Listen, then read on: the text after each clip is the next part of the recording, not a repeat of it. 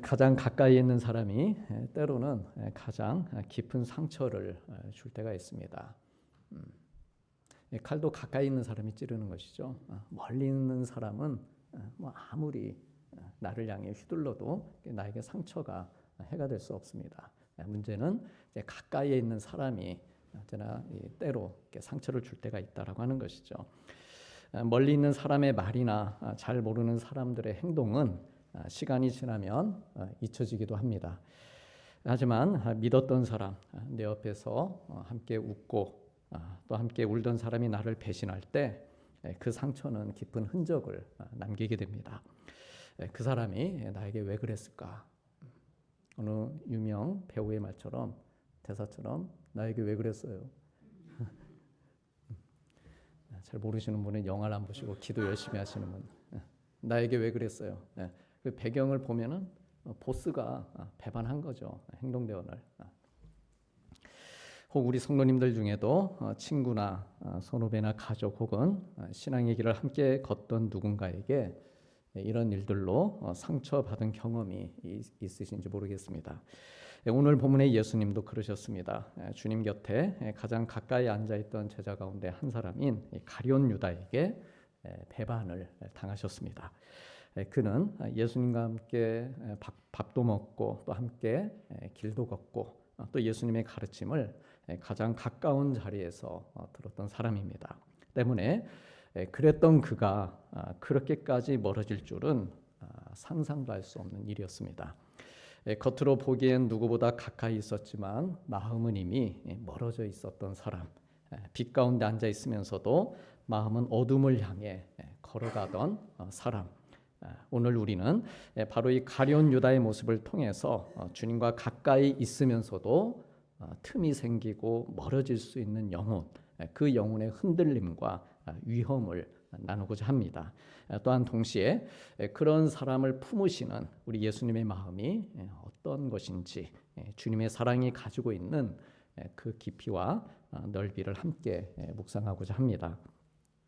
이 가룟 유다라고 하는 이름은요, 가룟이라는 지역 출신의 유다라고 하는 의미입니다. 구약의 여호수아가 가나안을 정복하고 땅을 분배할 때 화면에 보시는 것처럼 이 유다 지파가 받은 땅 가운데 이 그리옷 헤스론이라는 곳이 있었는데 이곳이 바로 가룟, 그러니까 그리옷이 가룟이라는 그런 말입니다. 그래서 이곳이 바로 이제 가룟인데요. 그래서 이처럼 그의 이름이 유다이고 또 그리옷이 이 유다 지파의 땅인 것을 보면 이 가룟 유다는 예수님과 같은 유다 지파 출신이었습니다. 예수님의 제자 대부분은 우리가 알듯이 북쪽 지방인 갈릴리 지역의 출신이었습니다. 벳세다, 또 가버나움, 그리고 가나 등등 이곳들은 모두 이 갈릴리 북쪽에 있는 갈릴리 지역에 속한 마을들입니다. 반면에 가룟 유다는 저 남쪽 유대 지역 출신으로 다른 제자들과는 지역적으로 다른 배경을 가지고 있었습니다. 유다라고 하는 이름은 아주 좋은 뜻입니다. 찬송이라고 하는 뜻이죠. 하나님께서 찬양을 받으실지라라고 하는 정말 좋고 아름다운 의미가 담겨 있습니다. 하지만 안타깝게도 이름값을 하지 못한 사람입니다. 찬양의 사람이 아니라 저주의 사람이 되었습니다. 그래서 우리는 이 가룟 유다를 아주 형편없고 또 나쁜 사람으로 내가 그렇게 규정을 합니다. 그런데 오늘 본문을 자세히 들여다보면은요, 의외의 사실을 우리가 보게 됩니다. 예수님께서 제자들에게 너희 중 하나가 나를 팔 것이다 이렇게 말씀하셨을 때 제자들은 서로를 바라보면서 누구인가 이렇게 궁금해할 뿐 이 가룟 유다를 나쁜 사람이거나 전혀 의심하지 않았습니다. 만약에 평소에 이 가룟 유다가 나쁜 사람이었을 것 같으면은 너희 중에 하나가 나를 팔 것이라고 하셨을 때 그래도 이 가룟 유다를 향해서 고개를 돌렸을 것입니다. 그런데 그런 사람이 하나도 없었다는 것이죠. 게다가 예수님께서는 그에게 떡까지 건네주셨습니다. 그러나 사실 이 가룟 유다는 재물에 대한 욕심이 있었습니다. 앞장인 요한복음 12장에 보면 예수님께서 십자가를 지시기 며칠 전에 베다니에서 벌어진 한 사건을 기록하고 있습니다. 마르다의 동생 마리아가 지극히 비싼 향유를 우리 예수님의 발에 붓고 머리털로 주님의 발을 닦아드렸습니다. 그리고 그 집에 향유 냄새가 가득했다라고 했습니다. 이 향유는 한 사람의 1년치 품삯에 해당할 정도로 매우 값비싼 것이었습니다. 그런데 바로 그 자리에 있던 가룟 유다가 이 모습을 보고 이 향유를 팔면 300데나리온이나 받을 수 있을 것인데 어째서 팔아서 가난한 사람들에게 주지 않았느냐, 이렇게 마리아를 비난하면서 책망했습니다. 듣기에는 매우 타당하고 또 의로운 말처럼 들립니다.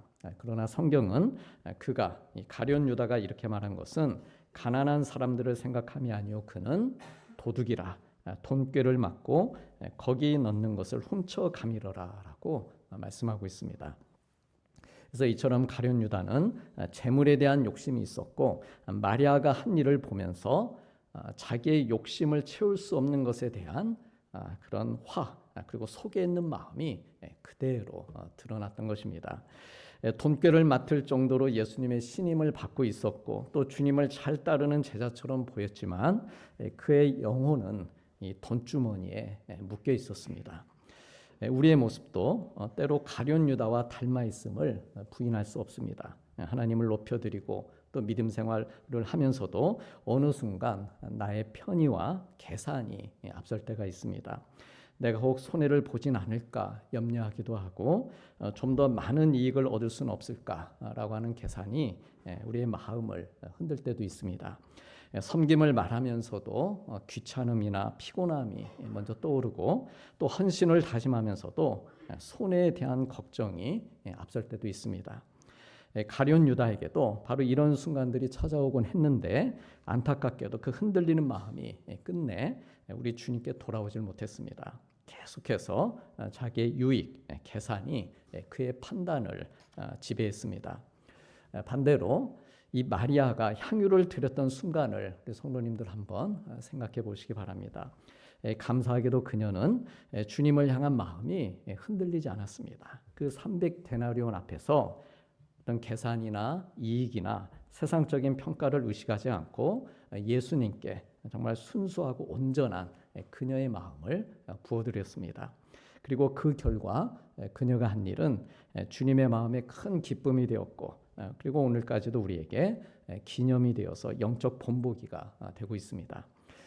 진짜 무서운 죄는 티가 나는 죄가 아니라 가룟 유다처럼 거짓말로 포장된 숨겨진 욕심입니다. 거짓으로 포장된 그의 욕심을 그러나 우리 예수님께서는 정확하게 읽고 계셨습니다. 그래 유다의 감춰진 마음을 드러내시는 것이죠. 공개적으로 그 장면에서 공개적으로 유다 너 왜 그래라고 그렇게 꾸짖거나 정죄하진 않으셨습니다. 그렇지만 반대로 마리아가 한 일을 칭찬해 주심으로써 이 가룟 유다의 마음속에 있는 계산과 비교하는 마음을 역으로 드러내 주신 것이죠. 마리아와 가룟 유다의 차이는 마리아는 이제 곧 십자가에 달리실 주님의 마음을 생각한 것이고 유다는 욕심으로 가득한 자기 마음만 챙긴 것입니다. 우리 사랑하는 성도님들, 오늘 우리가 하나님을 예배하고 있는 것은 마치 주님의 발에 향유를 부어 드리는 것과 같은 것입니다. 우리가 하나님께 예배드리러 왔지 않습니까? 그러면은 근본적으로 우리의 마음은 어떤 마음이냐? 하나님 이 시간 주님 앞에 혹은 주님의 발에 제가 향유를 부어드리는 정말 가치 있는 값어치 있는 내 삶을 깨트려서 하나님께 드립니다라고 하는 어떤 그런 고백을 가지고 우리가 예배를 드리게 되는 것인데 우리가 이렇게 예배를 드리고 있는 이유는 어떤 내 마음, 내 욕구를 챙기기 위함이라기보다는 내 마음을 주님께 드리기 위해서입니다. 우리는 어쩔 수 없이 연약한 인간입니다. 그런지라 나를 먼저 생각할 수밖에 없습니다. 그렇게 세상에서 지난 일주일 동안 우리가 살다 온 것입니다. 그러기에 더더욱 하나님께 예배드리는 이 한 시간은 그렇게 챙겼던 나의 마음이 아니라 어떻습니까? 그렇게 챙겼어도 만족이 없고 그렇게 챙겼지만 내 마음을 그렇게 챙겨봤지만 여전히 세상에서는 공허하고 불편했던 그런 나의 마음을 내려놓고 주님 이 시간 제 마음이 주님의 마음이 되길 원합니다. 이렇게 고백하고 간구하면서 주님의 마음을 구하는 시간입니다. 그래, 내 마음이 주님의 마음을 알아가고 하늘의 신령한 것들로 이렇게 채워지게 되면 만족이 없고 공허하고 또 불편하기만 했던 내 마음이 성령의 충만한 은혜로 위로받고 또 평안하고 또한 만족과 기쁨을 얻게 되는 것입니다. 이러한 은혜, 이러한 마음은 나를 구원하신 은혜에 감사하면서 말씀을 읽고 또 기도하고 또 찬송하고 봉사하고 교제하고 또한 예배를 드리는 중에 주님께서 채워주시는 것입니다. 그러한 복된 하나님의 자녀들이 되시기를 축복합니다. 마리아의 향유는 온 집안의 향기를 채웠습니다. 그렇지만 가룟 유다의 욕심은 그의 영혼을 어둡게 만들었습니다. 즉 믿음의 선택들은 항상 향기를 남기게 됩니다. 그러나 불신앙은 어둠 외에 아무런 흔적을 남기지 못합니다. 마리아는 주님을 위해 잃고자 했고 가룟 유다는 주님을 이용해서 얻고자 했습니다. 그러나 가룟 유다가에게 남은 것은 죄의 삭은 사망일 뿐 아무것도 얻은 게 없었습니다. 그런데 그렇게 아무것도 남지 못할 것인데 그런데 또 그것을 위해서 가룟 유다는 또 다른 탐욕을 위해 나가는 것을 보게 됩니다. 그리고 헤어나오지를 못하는 그런 모습을 보게 됩니다. 우리 다 함께 본문 26절과 27절 그리고 30절 말씀을 화면으로 같이 보시겠습니다. 예수께서 떡 한 조각을 적셔다 가룟 시몬의 아들 유다에게 주시니 조각을 받은 후 곧 사탄이 그 속에 들어간지라. 유다가 그 조각을 받고 곧 나가니 밤이러라. 아멘. 예수님께서 가룟 유다에게 떡 한 조각을 건네주셨습니다. 겉보기에는 제자들 중 하나에게 떡을 주는 어떤 단순한 그런 행위처럼 보였지만 그러나 바로 이 순간이 가룟 유다에게는 결정적인 순간이었습니다. 이 말씀에 보면 그 조각을 받고 곧 나가니 이렇게 기록이 되어 있는데 가룟 유다는 이 떡을 받고 실은 나가지 않았어야 했습니다. 떡을 받은 순간 어떤 선택을 하느냐, 은혜를 받은 순간 우리가 어떤 선택을 하느냐, 우리가 예배를 드리고 또 기도를 드리고 난 후에 어떤 삶을 선택해서 나가느냐, 이것이 중요하다라고 하는 것이죠. 조각을 받은 후 곧 사탄이 그 속에 들어갔다라고 하는 말씀은 그래서 이 마음의 선택이 얼마나 중요한지를 보여주고 있습니다. 가룟 유다는 떡 조각을 받고 나간 후에 곧장 예수님을 배반하는 길로 향합니다. 동료 제자들이 눈치채지 못할 정도로 그렇게 은밀하고 조용한 걸음이었습니다. 하지만 그가 향한 길은 결국 어둠이었습니다. 그래서 성경은 곧 그가 나가니 밤이었다 기록하고 있습니다. 단지 해가 저물어서 밤이라는 말씀이 아니고 그의 마음에 완전히 어두움이 자리 잡았다라고 하는 사실을 전해주는 말입니다. 사랑하는 성도님들, 이 가룟 유다가 예수님을 배반한 것은 이날 밤 어쩌다가 갑자기 벌어진 한 번의 실수가 아니었습니다. 지난 3년간 예수님을 따르면서 그의 그 마음속에 쌓여온 작은 불순종과 작은 욕심들 그리고 작은 미움과 작은 어떤 불편함 그리고 때로 생겼을 주님께 대한 작은 실망 그런 것들이 해결되지 못하고 마침내 그를 이 배반이라고 하는 어둠의 길로 이끈 것입니다. 그래서 좀 전 말씀에 조각을 받은 후 곧 사탄이 그 속에 들어갔다라고 하는 말은 그의 마음속에 조금씩 벌어져 있던 틈으로 사탄이 들어갔다는 말입니다. 자기 욕심은 물론이고 주님께 대한 실망 그리고 부정적인 마음이 생길 때마다 그의 마음에 틈이 벌어지고 있었습니다. 그러나 그 작은 틈을 주님 앞에서 정직하게 다루질 못한 것이고 그 마음의 상처와 실망 그리고 왜곡을 그대로 방치해 둔 것입니다. 그 결과 그 작은 틈이 결국 어둠이 들어오는 문이 되어서 사탄에게 자기의 영혼을 내어주고 만 것입니다. 사랑하는 성도님들, 사탄은 하루아침에 갑자기 들이닥치지 않습니다. 사탄의 공격을 받는 순간에는 우리가 느끼기에 갑작스럽게 당하는 일처럼 우리가 그렇게 보입니다. 그러나 사탄이 일하는 방식은 매우 조용하고 은밀하게 다가와서 조금씩 틈을 만들어가는 것입니다. 그러므로 우리가 믿음 생활하면서 항상 주의해야 될 것이 내 마음에 아무리 작더라도 틈이 생기지 않도록 하는 것입니다. 오늘 이 가룟 유다 같은 경우에는 요한복음 12장에서는 분명 그가 이 300데나리온 하는 그 향유 앞에서 그의 마음에 그 틈이 벌어진 것이죠. 그와 마찬가지로 우리들 안에서도 그런 모습이 있을 수 있다라고 하는 것입니다. 어떤 물질 앞에서 혹은 어떤 승진의 문제, 학업 혹은 여가 활동 혹은 남을 미워하는 마음이나 어떤 섭섭함, 교만, 열등감 혹은 경쟁심 등등 이런 것들 앞에서 우리의 마음에 틈이 생기지 않도록 이런 것들을 놓고 또한 하나님께 구했는데 잘 이루어지지 않는 것 같을 때 그때는 또 하나님과의 틈도 벌어지게 되는 것이죠. 근데 이런 틈이 생기지 않도록 해야 된다라고 하는 것이죠. 그리고 만일 틈이 생기는 것 같으면은 그 틈을 그대로 내버려 두지 말고 즉시 주님께로 나와서 해결을 받을 수 있어야 됩니다. 주님께 섭섭한 게 있다. 그러면 그 서운한 마음을 주님께 고백하고 또 작은 것이라도 불평이 생기면은 말씀으로 다스리고 또 미워하고 시기하는 마음이 드는 것 같으면 역시 그때마다 성령의 은혜로 녹여낼 수 있어야 됩니다. 틈은 시간이 지난다고 해서 스스로 결코 사라지지 않습니다. 마음에 벌어지는 틈들을 그냥 두고 넘어가게 되면 사탄이 그 틈을 절대로 놓치지 않습니다. 아무리 작은 틈이라도 반드시 큰 문제를 불러오게 됩니다. 가룟 유다가 그랬던 것처럼 이 정도는 괜찮겠지 하며 방치하는 순간 주님과의 사이가 멀어지기 시작하고 주님과 멀어진 상태에서의 그 생각이나 감정이 어떻겠습니까? 자기를 흔들 수밖에 없는 것이죠. 그의 믿음과 인생을 무너지게 만드는 것입니다.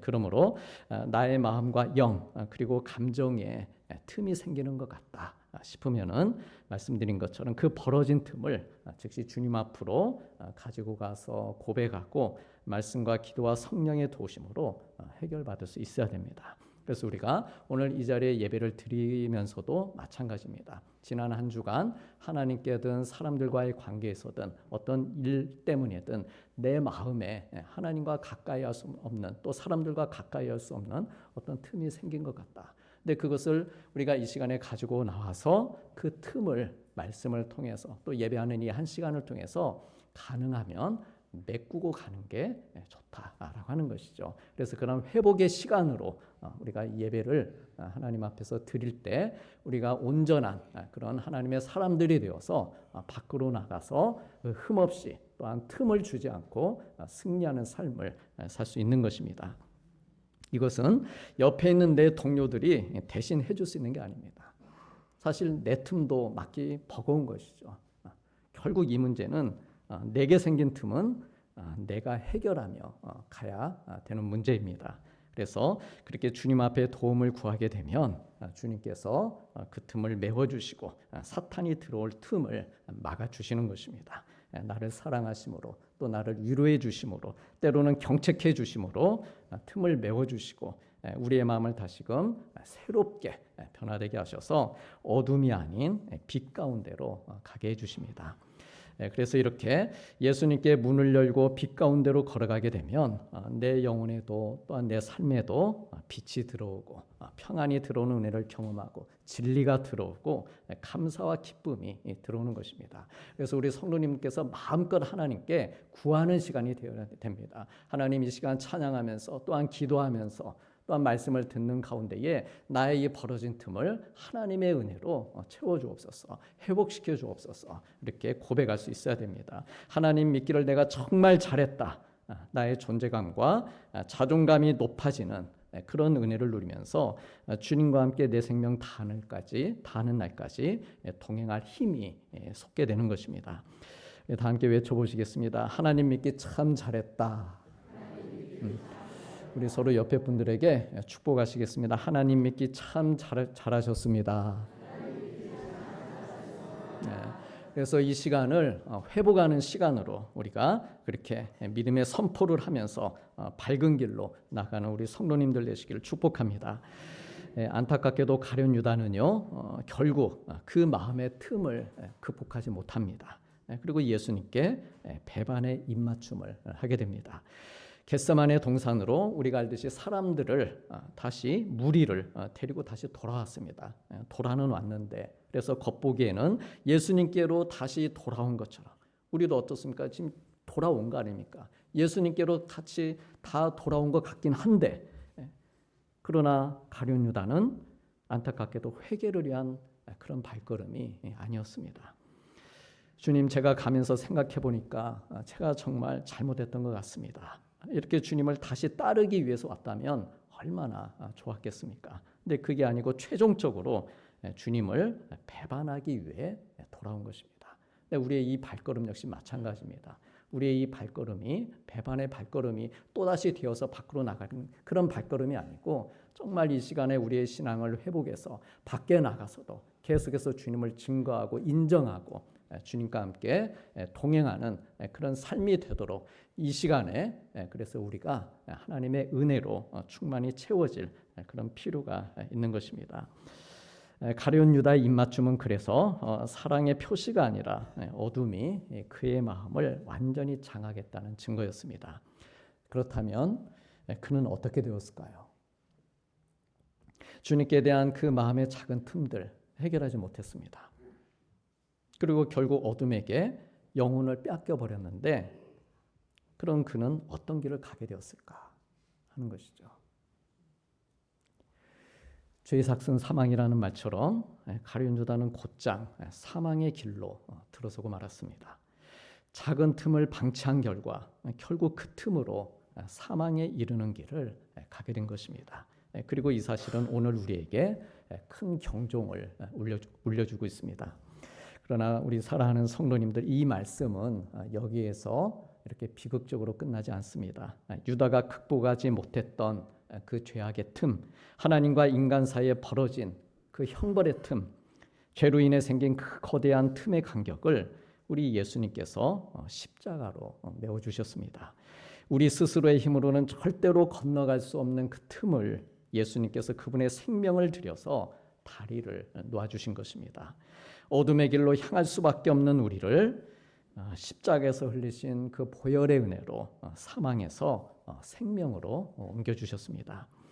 참으로 감사한 것은요, 예수님께서 이렇게 사망의 틈을 메우신 후에 가룟 유다와 같은 우리를 버리지 않으시고 자녀로 불러주신 은혜입니다. 너는 건너올 수 없어. 너는 이 틈을 통과할 수 없어. 이 메꾼 틈을 통과할 수 없어. 그렇게 말씀하시지 않고 누구든지 내 이름을 부르는 자는 올 수 있다. 이 틈을 딛고 건너올 수 있다. 그렇게 우리를 하나님의 사람들로 불러주신 것입니다. 시도 때도 없이 마음에 우린 틈이 생깁니다. 하나님을 떠나려 했던 우리들입니다. 작은 일에도 믿음이 흔들리고 죄의 길로 기울어져 살았던 그런 우리들입니다. 그런 우리를 여전히 사랑하시면서 오늘 또 이렇게 예배의 자리로 불러주시고 사명을 맡겨주셨습니다. 예수님이 아니셨다면 우리는 오늘 또 가룟 유다처럼 마음과 영혼의 틈이 벌어진 채로 이렇게 어둠을 향해 표류하는 삶을 살 수밖에 없었을 것입니다. 그러나 주님께서 우리를 참으로 불쌍히 여겨주시고 사랑해 주시고 은혜의 길, 은혜의 통로를 열어주셔서 우리의 마음도 지켜주시고 이 시간 내 영혼도 보호해 주시고 또한 내 삶도 아름답게 지키며 살아갈 수 있도록 그렇게 우리와 돌보시고 동행해 주시는 것입니다. 주님의 사랑받는 제자들로서 또한 하나님의 자녀로서 오늘도 복되고 아름다운 주님의 날을 이렇게 맞이하게 해주셨습니다. 그러므로 주님께 받은 이 놀라운 사랑, 이 은혜를 기억하고 감사하면서 세상이 주는 작은 틈들, 그 유혹과 시험의 틈들을 믿음으로 잘 이겨내고 주님과 함께 밝은 빛 가운데로 걸어가시길 바랍니다. 때로 흔들리는 나의 마음, 나의 생각들이 너무 멀리 떠돌아 다니지 않도록 우리가 잠시 그런 생각이 들 수 있습니다. 틈이 잠시 벌어질 수 있죠. 그러나 그런 상태로 그렇게 흔들리는 상태로 너무 멀리 틈을 만들고 그렇게 떠돌아 다니지 않도록 주님의 말씀에 그 닻에 나를 단단히 고정시키고 평안과 은혜로 계속해서 믿음의 아름다운 성을 쌓아가시길 바랍니다. 그래서 하나님께서 우리 사랑하는 성도님들의 삶을 사망의 틈으로부터 생명으로 옮겨주시고 주님의 선하심을 나타내시며 향기로운 삶이 되게 하심으로 큰 영광 받아주시기를 주님의 이름으로 축복합니다. 기도하시겠습니다.